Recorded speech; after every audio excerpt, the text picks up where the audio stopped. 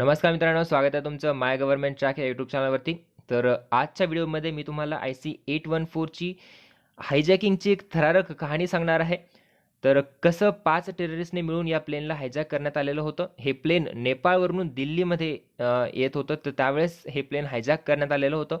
आणि या प्लेनवरती किती पॅसेंजर्स अवेलेबल होते, किती क्रू मेंबर्स होते, आणि सगळ्यात इम्पॉर्टंट म्हणजे जेव्हा हे प्लेन इंडियन टेरिटरीमध्ये होतं तेव्हा इंडियन कमांडोज रेडी सुद्धा होते, पोझिशनमध्ये होते. त्यांच्याकडे चान्स सुद्धा होता, तरी सुद्धा त्यांनी त्या टेररिस्टला मारण्यासाठी काही कारवाई का नाही केली, तर याबद्दल पण आपण जाणून घेऊया. आणि सगळ्यात इम्पॉर्टंट म्हणजे guess who was the negotiator at that time. Negotiate करण्यासाठी कोण गेलं होतं? इंडियाची James Bond, that is Ajit Doval. तर सगळी एक थरारक कहाणी आपण या व्हिडिओमध्ये बघणार आहोत. व्हिडिओ शेवटपर्यंत बघा. आणि जर तुम्ही चॅनलवरती नवीन असाल, चॅनलला सबस्क्राईब नसेल केलं तर सबस्क्राईब करून बेल आयकॉन प्रेस करा, जेणेकरून अशाच प्रकारचे अपडेट्स तुम्हाला मिळत जातील. चला तर स्टार्ट करूया. ही जी घटना घडली होती ती 24 डिसेंबर 1999 या दिवशी घडलेली ही घटना आहे, जेव्हा IC-814 हे एरोप्लेन त्रिभुवन इंटरनॅशनल एअरपोर्टवरनं टेक ऑफ केलं. कुठे येण्यासाठी? Indira Gandhi international airport new दिल्लीला येण्यासाठी टेक ऑफ झालेलं होतं 24 डिसेंबर 1999.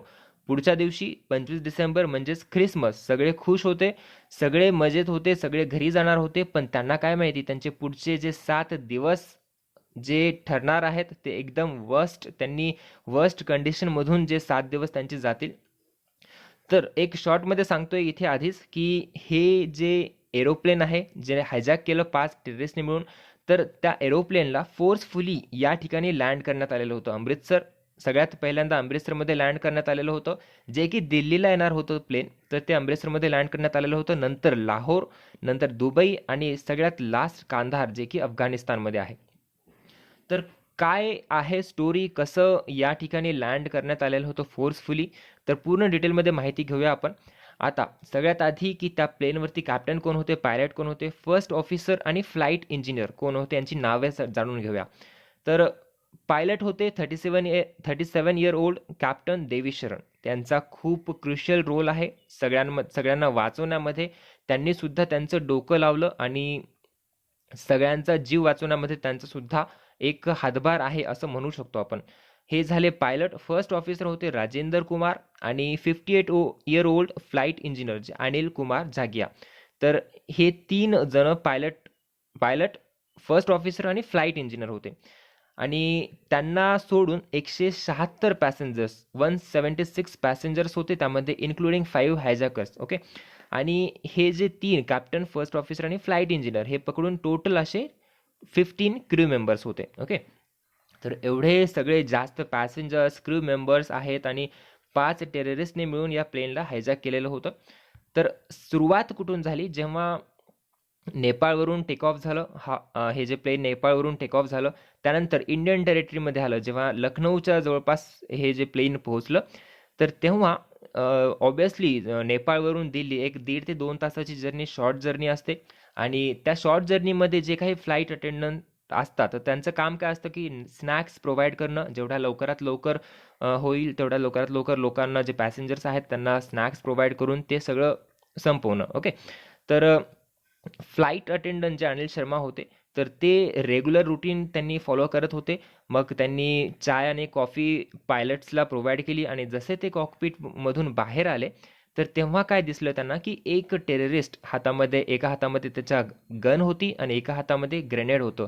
तर त्यांच्यावरती पॉइंट आउट करून सगळ्यांना असं सांगतोय की चुपचाप नीचे ही बैठो, कोई हिलेगा नहीं, अगर कोई हिलने की कोशिश करेगा तो हम इस प्लेन को सीधा उड़ा देंगे.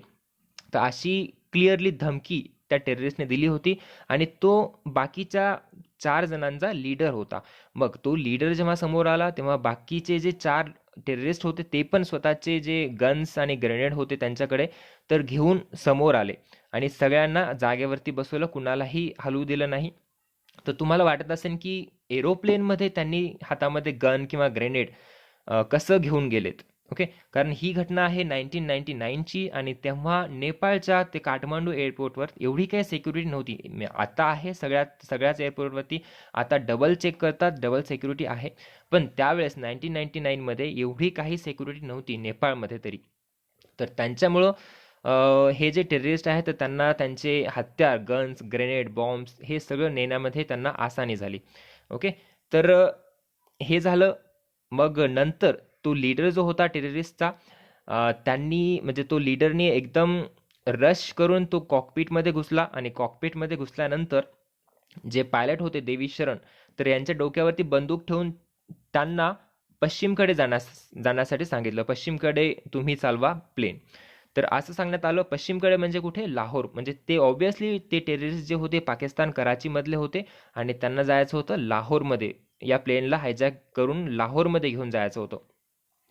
तर त्यांना जे पायलट होते देवीश शरण त्यांना लाहोरमध्ये प्लेन चालवण्यासाठी सांगितलं, पण त्यांनी इथे त्यांचं डोकं लावलं आणि त्यांनी जे पायलट होते देवीश शरण त्यांनी असं सांगितलं की इन्सफिशियंट फ्यूल आहे, फ्यूल आपण तेवढ्या फ्यूलमध्ये आपण जाऊ नाही शकणार, प्लेन क्रॅश करेल जर आपण लाहोरमध्ये गेलो तर. पण टेररिस्ट ऐकण्यासाठी तयार नव्हते. त्यांनी उलट त्यांना धमकी दिली, जर तू टेररिस्ट म्हणजे जर पायलट लाहोरकडे प्लेन नेणार नाही तर आम्ही या प्लेनला उडून देऊ. Threatening to blow up the plane if they did not land in Lahore. Okay, मग त्यांना ऑब्व्हियसली मजबुरी, कारण गन पॉईंटवर ठेवून जर कुणाला एक ऑर्डर देत असेल तर ती फॉलो करावीच लागणार. म्हणून देवी शरण जे पायलट होते ते त्यांनी प्लेन लाहोरकडे वळवलं. आता तुम्हाला वाटत असेल लँडिंग इन अमृतसर, मग लाहोरकडे जर प्लेन जात होतं तर लँड अमृतसरमध्ये का झालं? फर्स्ट लँड त्या प्लेनचं अमृतसरमध्ये का झालं? सी, जसे जमीन वेगवेगळी असते, बॉर्डर्स डिवाइड करतं जमिनीला, राईट, तसंच एअर स्पेस सुद्धा डिवाइड केलेली असते. प्रत्येक कंट्रीची एअर स्पेस डिवाइड असते. इंडियाची एअर स्पेस वेगळी, पाकिस्तानची एअर स्पेस वेगळी, नेपाळची एअर स्पेस वेगळी. तर जेव्हा हे जे IC-814 एरोप्लेन आहे जे पाकिस्तान एअर स्पेसमध्ये एंटर झालं, तेव्हा काय केलं, जे पायलट होते देवी शरण त्यांनी पाकिस्तानच्या ATC लाहोरच्या ATCला कॉन्टॅक्ट करण्याचा प्रयत्न केला. ATC म्हणजे एअर ट्रॅफिक कंट्रोलर, जे एअर ट्रॅफिक कंट्रोलर असतात, तर त्यांना कॉन्टॅक्ट करण्याचा प्रयत्न केला आणि त्यांच्याकडनं परमिशन घ्यावी लागते. ऑब्व्हियसली त्यांना परमिशन मागितली की तुम्ही आम्हाला लँड करू द्या, आमचं प्लेन जे आहे ते हायजॅक करण्यात आलेलं आहे. तर पाकिस्तानी ATC आहे तर त्यांनी क्लिअरली रिफ्यूज केलं, तुम्ही इथे लँड करायचं नाही, आमच्या जमिनीवर तुम्हाला आम्ही लँड करू देणार नाही. तर क्लिअरली मेन्शन केलं, त्यांनी सांगितलं. ऑब्व्हियसली त्यांनी हे स्टेप का उचलले, कारण जर पाकिस्तानच्या जमिनीवरती हे प्लेन लँड केलं गेलं असतं तर तोपर्यंत ही न्यूज सगळ्या देशाला पोहोचली होती की इंडियन IC-814 जे एरोप्लेन आहे ते म्हणजे ते टेररिस्टने हायजॅक केलेलं आहे. आणि जर पाकिस्ताननी त्या प्लेनला लँड करू दिलं असतं तर ऑब्व्हियसली पूर्ण जगामध्ये त्यांची बदनामी झाली असती. जगाला कळालं असतं की त्यांचे पण काही कनेक्शन आहेत त्या टेररिस्ट सोबत. तर याचा विचार करता पाकिस्तान ATCनं डायरेक्टली त्यांना नकार दिला, तुम्ही इथे प्लेन लँड करायचं नाही, आणि जर तुम्ही इथे प्लेन लँड करत असाल म्हणजे करण्याचा जर प्रयत्न केला तर आम्ही त्याला सरफेस टू एअर मिसाईलनी डायरेक्टली उडवून टाकू. ओके, तर ही धमकी उलट पाकिस्तानने पायलटला दिली. पायलटने परत त्यांना रिक्वेस्ट करत होता की ऑब्व्हियसली आमच्याकडे इनसफिशियंट फ्युअल एवढं नाहीये, जर तुम्ही लँड इथे नाही करू दिलं तर आम्ही डेफिनेटली क्रॅश करू आणि कोणीही वाचणार नाही, तर त्यासाठी तुम्ही फक्त आम्हाला फ्युएल भरू द्या, इथे लँड करतो आम्ही, फ्युएल भरू द्या फक्त, त्यासाठी तरी लँड करू द्या. पण पाकिस्तान ATCने डायरेक्टली रिफ्यूज केलं त्यांची ऑर्डर, त्यांची रिक्वेस्ट. आणि नंतर काय झालं, मग नंतर ऑब्व्हियसली त्या पायलटमध्ये आणि टेररिस्टच्या लीडरमध्ये चर्चा झालेली असेल. तर आता कुठे लँड करायचं, कारण पाकिस्तान ATC त्यांना परमिशन देत नाही आहे लँड करण्यासाठी. मग पायलटने देवी शरणने त्यांचं डोकं लावलं आणि त्यांना म्हटलं की आपण इंडियन टेरिटरीमध्ये जाऊया परत, आणि अमृतसर इथून जवळ आहे तर आपण अमृतसरमध्ये लँड करूया आणि तिथून तुम्ही म्हणजे फ्युएल भरू शकता. तर रिपीटेड रिक्वेस्ट केल्यानंतर, एकदम म्हणजे खूप साऱ्या रिक्वेस्ट केल्यानंतर त्या टेररिस्टने पायलटला परमिशन दिली की ओके तुम्ही अमृतसरमध्ये लँड करा, लगेच फ्युएल भरने का और निकलने का. तर हे त्यांनी सांगितलं. तर जवळपास 6 PM म्हणजे संध्याकाळच्या 6 वाजता त्यांनी अमृतसरकडे जाण्यास सुरुवात केली. मग अमृतसरमध्ये गेल्यानंतर 7 वाजता ते अमृतसरमध्ये लँड करण्यात आलं. तर जेव्हा 6 वाजता त्यांना परमिशन दिली टेररिस्टनी की अमृतसरकडे तुम्ही लँड करू शकता, तर तेव्हा मुद्दामपणे जे पायलट होते देवी शरण त्यांनी प्लेनची जी स्पीड होती ती कमी ठेवली. का? कारण तिथे अमृतसरमध्ये इंडियन कमांडोज आहेत किंवा पंजाब पोलीस आहेत, तर त्यांना एक वेळ मिळावा, त्यांची तयारी करण्यासाठी वेळ मिळावा आणि ते लवकर तिथे कारवाई करावी. तर यासाठी ते मुद्दामून स्पीड जी होती एरोप्लेनची ती कमी ठेवत होते. मग 7 वाजता जेव्हा अमृतसरमध्ये प्लेन लँड झालं, तेव्हा जवळपास तुम्ही विचार करू शकता, जवळपास 45 मिनिट प्लेन हे अमृतसरच्या एअरपोर्टवरतीच होतं आणि तिथे ते टेररिस्ट वाट बघत होते की कधी रिफ्युअलचा जो टँक असतो, राईट, रिफ्युअलचा टँकर, तर रिफ्युअलचा टँकर कधी येईल आणि कधी रिफ्युअल होईल, फ्युएल भरेल प्लेनमध्ये आणि इथून लगेच कधी उडणार. तर पायलटला तर वाटलं, आता जे काही पायलट किंवा जे काही पॅसेंजर असतील, आता त्यांना वाटलं की आपण जर इंडियन टेरिटरीमध्ये आहात तर नक्कीच त्यांना विश्वास होता की इथे काहीतरी कारवाई होईल, इथे काहीतरी ॲक्शन होईल, इंडियन कमांडोज हे जेवढे काही पॅसेंजर्स आहेत, जेवढे काही क्रू मेंबर्स आहेत त्यांना वाचवतील आणि या टेररिस्टला मारतील. तर या एक्सपेक्टेशनमध्ये ते सगळेजण होते, पण असं काहीही झालं नाही. 45 मिनिट त्यांनी वाट बघत होते, पण असं काहीही झालं नाही आणि शेवटी फ्युएलसुद्धा भरण्यात आलेलं नाही अमृतसरच्या एअरपोर्टवरून. आणि जेव्हा एक फ्युएलचा टँकर एकदम समोर, म्हणजे प्लेनच्या समोर त्यांना ब्लॉक करण्यासाठी येत होता, तेव्हा टेररिस्टला कळलं की काहीतरी गडबड आहे. कारण त्यांना जे दिल्लीकडनं परमिशन मिळाली होती की तुम्ही त्या प्लेनला कुठेच जाऊ द्यायचं नाही, तुम्ही त्या प्लेनला तिथेच थांबवा आणि कारवाईसुद्धा करण्याचे अप्रुव्हल्स त्यांना मिळालेले नव्हते. इथं तुम्हाला दिसेल की the armed personnel of Punjab police were already in position to try and do this, but they did not receive any approval from New Delhi. सगळी तयारी झालेली होती, इंडियन कमांडो सुद्धा रेडी होते, त्यांनी करू शकले असते, पण त्यांना दिल्लीकडनं अप्रुव्हल मिळालेलं नाही. पण eventually a fuel tanker was dispatched and instructed to block the approach of aircraft. त्यांना असं सांगण्यात आलं की तुम्ही एक फ्युएल टँकर जे आहे ते डिस्पॅच करा आणि त्यांचा रास्ता रोका, त्यांना ब्लॉक करा, उडण्यापासून त्यांना रोका. पण हे जेव्हा टेररिस्टला कळालं, तेव्हा टेररिस्टने पायलटला सांगितले की जल्दी से जल्दी अभी उडो, नहीं तो हम अभी इसी प्लेन को यहाँ पे ही उडा देंगे. मग ऑब्विसली पायलटचा नाईलाज, मग त्यांना तिथून जावं लागलं. आणि सगळ्यात इम्पॉर्टंट म्हणजे जे फ्युएल टँकर जे प्लेनच्या एक्झॅक्ट समोर येऊन त्यांनी ब्लॉक केलं होतं, तर ते पायलट त्यांनी पण एक बुक लिहिलेलं आहे. तर त्या बुकमध्ये सांगतात की ते जे फ्युएल टँकर एवढ्या जवळ होतं की काही फीटने ते प्लेनपासून टक्कर होण्यापासून वाचलं, नाहीतर ते टक्कर झालं असतं आणि प्लेन तिथेच क्रॅश झालं असतं. तर हे मग काय झालं की त्यांनी ऑब्विसली टेररिस्टने त्यांना जबरदस्तीने तिथून प्लेन उडवायला सांगितलं. मग त्यांना नाईलाजाने तिथून टेक ऑफ करावं लागलं अमृतसरकडून. कारण तुम्ही विचार करू शकता, जेव्हा एखादं प्लेन इंडियन टेरिटरीमध्ये आहे, तिथे सगळी तयारी झालेली आहे, इंडियन कमांडोज त्यांच्या पोझिशनमध्ये आहेत, पंजाब पोलीसची जी स्पेशल फोर्स असते तर ती सुद्धा एकदम रेडी आहे, पण त्यांना अप्रुव्हल मिळालेलं नव्हतं न्यू दिल्लीकडून की आम्ही कारवाई करायची का नाही. तर किती एक फेल्युअर ऑफ गव्हर्नमेंट म्हणू शकतो किंवा फेल्युअर ऑफ डिसिजन घेण्यामध्ये किती त्यांची चूक झाली या गोष्टीमुळे कळून येतं. पण लेटर ऑन जेव्हा नंतर या गोष्टीचं इन्व्हेस्टिगेशन झालं, तेव्हा तिथून असं कळालं की जे एक्स रॉ चीफ आहेत AS दौलत, तर त्यांचा हात होता की त्यांनी इथे कुठलीही कारवाई त्यांनी करू दिली नाही. आणि सगळ्यात इम्पॉर्टंट म्हणजे 1 घंटा 40 मिनिट 1 घंटा 40 मिनिट हे काहीच खबर नव्हती. जे प्राईम मिनिस्टर होते अटल बिहारी वाजपेयी, तर यांना 1 घंटा 40 मिनिटापर्यंत कुठलीही माहिती देण्यात आलेली नव्हती. त्यामुळे एक आपण म्हणू शकतो की फेल्युअर झालं, डिसिजन घेण्यामध्ये फेल्युअर झालं, एक क्रायसिस मॅनेजमेंट टीमची फेल्युअर म्हणू शकतो. आणि एनिवे नंतर क्वेश्चन झाले इंटेलिजन्स एजन्सीवरती सुद्धा, रॉवरती क्वेश्चन्स करण्यात आले, IB वरती क्वेश्चन्स करण्यात आले की एवढा मोठा प्लॅन होत आहे आणि एवढे आपले इंडियाचे जासूस वेगवेगळ्या देशांमध्ये आहेत, तरी सुद्धा कुणालाच कशी काही कल्पना नव्हती याबद्दल.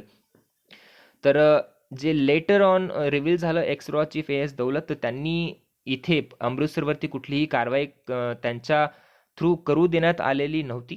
का? कारण जे रॉचे ऑफिसर आहेत शशी भुवन सिंग तोमर, जे हजबंड आहेत सोनिया तोमर, ते सुद्धा प्लेनमध्ये होते, तर त्यांची सेफ्टी पाहता ही कारवाई करू देण्यात आलेली नव्हती. जे शशी भूषण सिंग तोमर आहे, जे ब्रदर इन लॉ आहे NK सिंग, आणि NK सिंग कोण आहेत? Secretary to the prime minister Atal Bihari Vajpayee.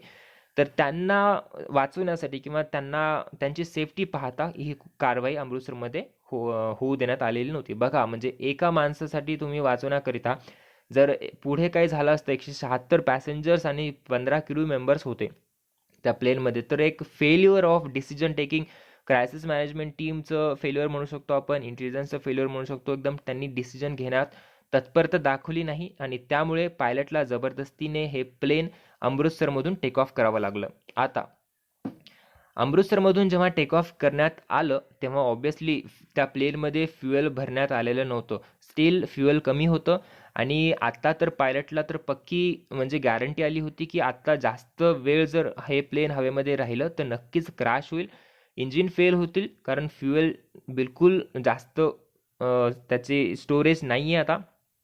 मग लाहोरमध्ये कसं लँड झालं तर बघा, आता जेव्हा तिथून अमृतसरवरून टेक ऑफ करण्यात आलं प्लेन, पण तेव्हा पायलटने आणि इंडियन गव्हर्नमेंटने खूप रिक्वेस्ट केली पाकिस्तान गव्हर्नमेंटला, लाहोरमध्ये तुम्ही आमच्या प्लेनला लँड होऊ द्या, तिथे फक्त तुम्ही फ्युएल भरा आणि तिथे लँड. एक तर त्यांना इंडियन गव्हर्नमेंटनी एक रिक्वेस्ट केली की पाकिस्तान गव्हर्नमेंटला तुम्ही फक्त एक काम करा की आमचं प्लेन तिथे लँड होऊ द्या, बाकी काही नका करू.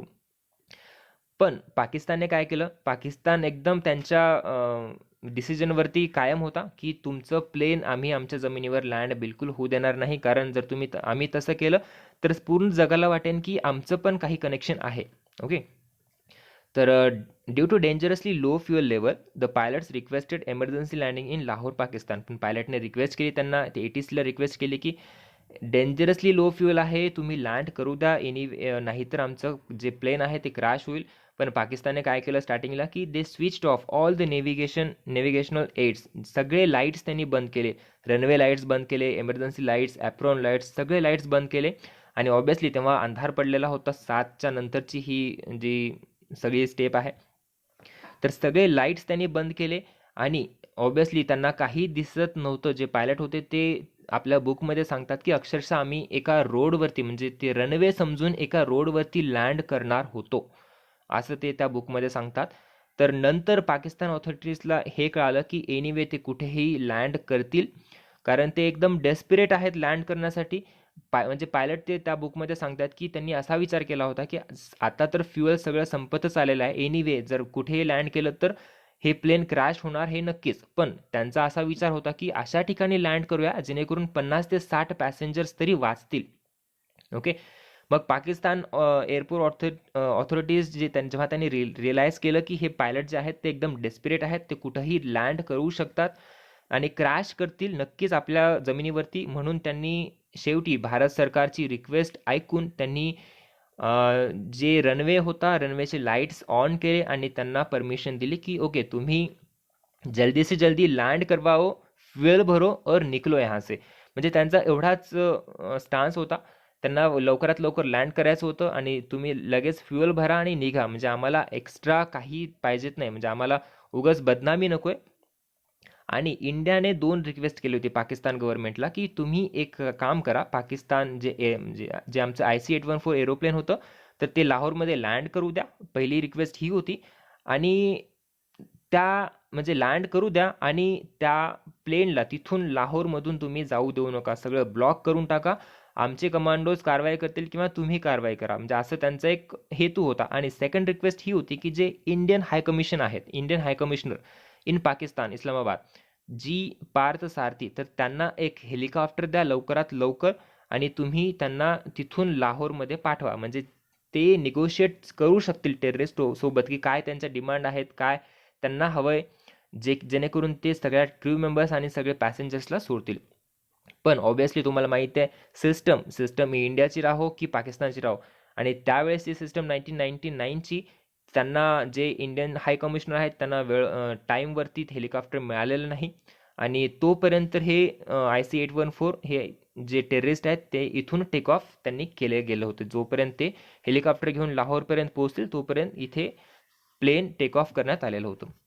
तर नंतर काय झालं, ॲक्च्युली जेव्हा प्लेन 2 तास 2.5 तास जवळपास 2.5 तास हे पाकिस्तानच्या एअरपोर्टवरती प्लेन होतं, जेव्हा रिफ्युअलची प्रोसेस करण्यात आलेली होती, तेव्हा पायलटने पाकिस्तान गव्हर्नमेंटला, पाकिस्तान ऑफिशियल्सला रिक्वेस्ट केली होती की तुम्ही आमच्या एरोप्लेनमध्ये ज्या वुमेन आहेत, जे जे काही लहान मुलं आहेत, ओके, तर त्यांना उतरवून घ्या खाली.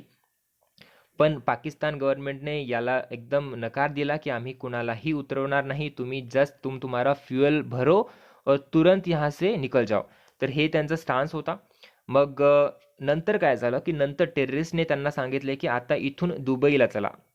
The aircraft took off for Dubai were 27 passenger about flight were release. मग तिथून ते गेले दुबईला. मग दुबईमध्ये काय, दुबईवाल्यांचा पण असा स्टान्स होता की तुम्ही यहाँ पे आओ जल्दी से जल्दी और निकलो, फ्युएल भर के वापस निकलो. तर दुबईमध्ये जेव्हा पायलटने रिक्वेस्ट केली की तुम्ही आमच्या काही जे म्हातारे आहेत किंवा जे काही एज्ड जे पीपल आहेत आणि जे चिल्ड्रन्स आहेत, तर त्यांना खाली उतरवा प्लेनच्या. तर मग तिथे टेररिस्टने त्यांना परमिशन दिली की तिथे 27 पॅसेंजर्स उतरवण्यात आले दुबई एअरपोर्टवरती आणि त्यामध्ये एकाची डेड बॉडी सुद्धा उतरवण्यात आली. तर ती डेड बॉडी कुणाची होती? ब्रेव्ह रूपन कटियाल. तर रूपन कटियालला धारदार चाकूने त्याच्यावरती वार करून त्याला मारण्यात आलं. तर त्या प्लेनमध्ये. आणि रूपन कटियालची स्टोरी जर तुम्हाला म्हणजे त्याच्याबद्दल जर सांगायचं म्हणजे ते रूपन कटियाल आणि त्याची वाईफ हे दोघं हनीमूनहून परत येत होते नेपाळवरून. आणि प्लेनमध्ये जेव्हा जेव्हा हे प्लेन हवेमध्ये होतं तेव्हा त्या टेररिस्टनी काय केलं होतं की जे माणसं होते त्यांना वेगळं करण्यात आलं होतं आणि जे स्त्रिया आणि मुलं होते त्यांना वेगळं बसवण्यात आलं होतं. मग रूपन कटियाल जेव्हा मागे होते आणि त्यांची पत्नी जेव्हा पुढे बसलेली होती, जेव्हा त्यांच्यावरती चाकूने धारदार वार करत होते ते टेररिस्ट, तेव्हा त्यांच्या पत्नीला काहीच आयडिया नव्हती की ते त्यांच्या पतीवरती वार करत आहेत. आणि अशा प्रकारे त्यांना शेवटपर्यंत इथे त्यांना माहिती नव्हतं की जे त्यांचे पती आहेत रूपन कटियाल हे जिवंत आहेत का नाही. ओके, तर हे खूप ब्रेव रूपन कटियाल हे होते की त्यांचा इथे यामध्ये मृत्यू झाला. मग त्यांची डेड बॉडी सुद्धा इथे दुबईला उतरवण्यात आली. तर ऑब्विसली तिथे अशी न्यूज इंडियन मीडियामध्ये किंवा इंडियन लोकांमध्ये अशी न्यूज पसरली होती, अशी अफवा पसरली होती की ते टेररिस्ट एक एक करून सगळ्यांना मारत आहेत. आणि यावरनं तुम्ही इमॅजिन करू शकता की इंडियन गव्हर्नमेंटवरती किती प्रेशर आला असेल. एक तर प्रेशर पूर्ण देशातली लोकांचं, चिंता, आणि जे फॅमिली आहेत त्यांची, ते सगळे फॅमिलीज दिल्लीला पोहोचल्या होत्या आणि लवकरात लवकर त्यांची रिहाई करण्याची मागणी करण्यात येत होती. तर अशा प्रकारे दुबईवरती या 27 जणांना उतरून ते प्लेन परत टेक ऑफ केलं आणि कुठे लँड झालं? कंधार कुठे आहे? अफगाणिस्तानमध्ये. ऑब्विसली कंधारमध्ये जेव्हा हे एअरक्राफ्ट लँड करण्यात आलं होतं तेव्हा कंधारमध्ये त्यावेळेस पूर्ण अफगाणिस्तान कोणाच्या कंट्रोलमध्ये होतं? तालिबानच्या. तर पूर्ण अफगाणिस्तान सध्या तालिबानच्या कंट्रोलमध्ये होतं. आणि तालिबानचं कंट्रोल म्हणजे तुम्ही विचार करू शकता, तुम्ही इमेजेसमध्ये पण बघू शकता की त्यावेळेस जेव्हा एअरक्राफ्ट लँड करण्यात आलं होतं तेव्हा त्याच्या आजूबाजूला जेव्हा IB चीफ जे अजित डोवाल आहेत, जे निगोशिएट करण्यासाठी गेले होते, तर तेव्हा ते त्यांच्या इंटरव्ह्यूमध्ये सांगतात की त्या प्लेनच्या आजूबाजूला सगळे tankers, anti aircraft missiles, guns, grenades, सगळे ते एकदम हत्यारे म्हणजे सगळे गन्स, ग्रेनेड्स आणि बॉम्ब सगळे घेऊन हे सगळे तालिबानी लोक एकदम पहारा देत होते त्या एरोप्लेनला की इंडियनकडनं कुठली कारवाई होऊ देणार नाही याची ते दक्षता घेत होते. तर अशा प्रकारची सिच्युएशन होती जेव्हा इंडियन गव्हर्नमेंटनी IBचे चीफ जे स्पेशल डायरेक्टर होते इंटेलिजन्स ब्युरोचे अजित डोवाल यांना तिथे जाऊन निगोशिएट करण्यासाठी सांगितलं. तर आता निगोशिएशनमध्ये काय झालं नेमकं? आणि निगोशिएशन तुम्हाला माहीत असेल की अमेरिका एकतर कधीच टेररिस्ट सोबत निगोशिएट करत नाही. मग ते कितीही लोक ची त्यांना बळी द्यावी लागेल, पण कधीच अमेरिका टेररिस्ट सोबत निगोशिएट करत नाही. सरळ अटॅक करते आणि टेररिस्टला मारते, दॅट्स इट. पण इंडियनमध्ये ऑब्विसली इंडियन गव्हर्नमेंटवरती एवढं प्रेशर होतं, त्यांच्या फॅमिलीजचं प्रेशर होतं, तर त्यांना निगोशिएट करणं भाग होतं. कारण 176 पॅसेंजर्स त्यापैकी तर 27 उतरवले गेले होते आणि 15 क्रू मेंबर्स होते. तर ऑब्विसली त्यांना निगोशिएट करणं भाग होतं.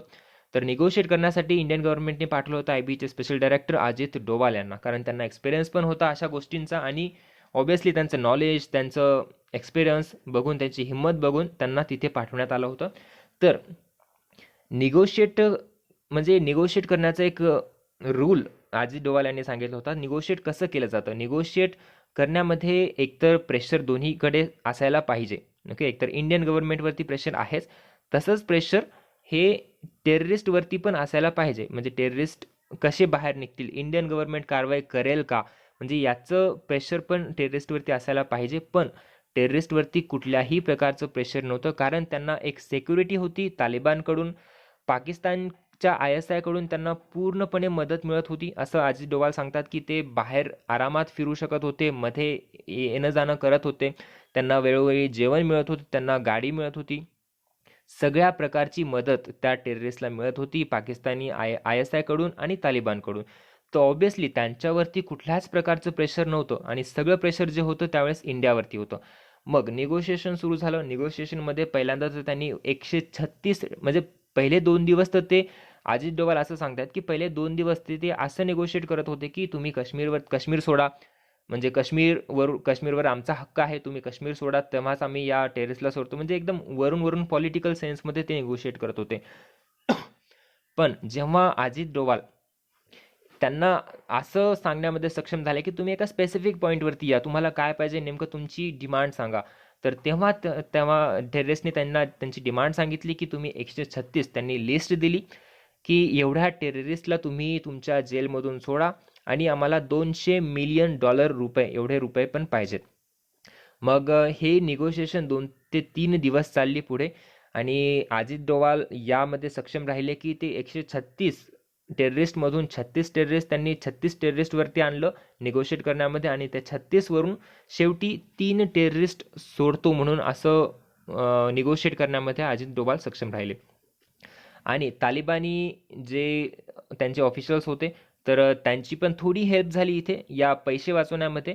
आता अजित डोवाल असं सांगतात की हे पैसे घेणं अनइस्लामिक होतं आणि अनइस्लामिक असल्यामुळे ही पैशाची जी डिमांड आहे त्यांनी रद्द केली आणि फक्त 3 टेररिस्टवरती हे सगळं डील सॉर्ट आऊट झाली. आणि ते 3 टेररिस्ट कोण होते? मौलाना मसूद अझर. तुम्हाला माहीत असेल मौलाना मसूद अझर नाव पण ऐकलं असेल, ज्याने जैश ए मोहम्मद 2000 मध्ये ही ग्रुप त्यांनी स्टार्ट केलं, जैश ए मोहम्मद त्याने स्टार्ट केलं. आणि 2001 मध्ये इंडियन पार्लिमेंटवर अटॅक, यामध्ये सुद्धा मौलाना जेव्हा सोडलं 1999 मध्ये जेव्हा त्याला सोडण्यात आलं, तेव्हा 2001 मध्ये इंडियन पार्लिमेंटवरती जो अटॅक झाला तर त्यामध्ये मौलाना मसूद अझरचा सुद्धा हात होता. 2008 मध्ये मुंबईमध्ये जे अटॅक झालं त्यामध्ये सुद्धा मौलाना मसूद अझरचा हात होता. आणि सगळ्यात इम्पॉर्टंट जो 2019 मध्ये पुलवामा अटॅक झाला होता, तिथे सुद्धा जैश ए मोहम्मद ग्रुप इन्व्हॉल्व होता, ज्यामध्ये 44 CRPFचे जवान आपले शहीद झाले होते. तर एक खूप मोठी किंमत आपण इथे चुकवलेली होती, कारण त्याला जेव्हा सोडण्यात आलं तेव्हा 2001 मध्ये, 2008 मध्ये, 2019 मध्ये एवढे त्यांनी हल्ले केले भारतावरती आणि अजून सुद्धा तो पाकिस्तानमध्ये फ्रीली फिरतोय. हा होता पहिला टेररिस्ट ज्याला सोडायचं होतं. दुसरा टेररिस्ट अहमद ओमर सईद शेख, ज्याला 2002 मध्ये नंतर पाकिस्तानी ऑथॉरिटीजने अटक केली होती डॅनियल पियल एक जर्नलिस्टच्या मर्डर केसमध्ये. आणि तिसरा जो टेररिस्ट होता मुस्ताक अहमद जारगर, तर त्याने सुद्धा एक टेररिस्ट ऑर्गनायझेशन बनवण्यामध्ये, इस्लामिक मिलिटन्स बनवण्यामध्ये, त्यांना ट्रेनिंग देण्यामध्ये खूप त्याचा सुद्धा वाटा होता. तर असे खतरनाक टेररिस्टला त्यावेळेस निगोशिएशनमध्ये सोडावं लागलं. ओके, तर अशा प्रकारे म्हणजे पुन्हा त्या 3 टेररिस्टला घेऊन नवीन एअरक्राफ्ट तिथे पोहोचलं आणि त्यांना सोडण्यात आलं. मग अशा प्रकारे ते जे 5 टेररिस्ट होते आणि 3 जे नवीन टेररिस्ट होते त्यांना इंडियन गव्हर्नमेंटने सोडलं होतं.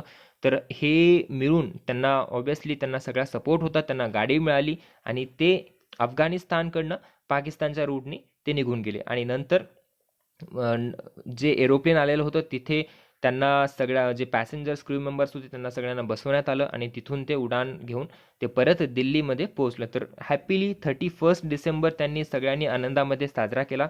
फक्त एकाचा यामध्ये मृत्यू झाला होता, म्हणजे रूपान कट्याल. तर टोटल जे वाचले होते ते 190 मेंबर्स वाचले होते. तुम्ही बघू शकता क्रू टोटल पॅसेंजर्स 176 होते, क्रू मेंबर 15 होते, फॅटॅलिटीज 1 जे रूपन कट्यालचा मृत्यू झाला होता, इंजुरीज 17 इंजुरीज झाले होते आणि सर्वायव्हर्स 190 एवढे सर्वायव्हर्स होते. तर अशा प्रकारे ही कहाणी इथे संपली. एक तर लॉंगेस्ट, तुम्ही विचार करू शकता 7 दिवस त्यांच्यासाठी त्यांनी नरक यातना भोगल्या होत्या. 7 दिवसामध्ये ना त्यांना जेवण मिळत होतं प्रॉपरली, ना त्यांना कुठे कुठेच हालचाल करण्याची परमिशन होती. म्हणजे 7 दिवस त्यांचे हे वर्स्ट दिवस त्यांच्या लाईफमधले म्हणू शकतो आपण. तर अशा प्रकारे इंडियाने निगोशिएट करून आणि बाकीचे जे हालात आहेत तर ते सगळे सांभाळून फायनली या एवढ्या लोकांची सुटका 190 लोकांची सुटका केली आणि परत ते दिल्लीला आले.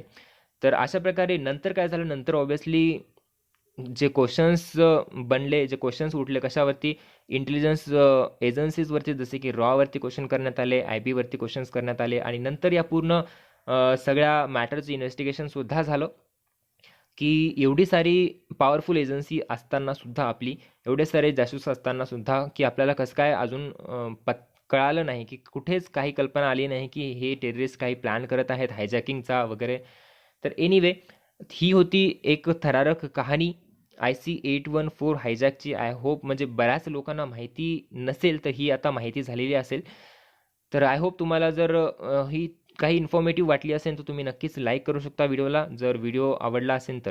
आणि चॅनलला सबस्क्राईब नसेल केलं तर सबस्क्राईब करून बेल आयकॉन प्रेस करा, जेणेकरून अशाच प्रकारचे अपडेट्स तुम्हाला मिळत जातील. So thank you so much for watching this video. Thank you.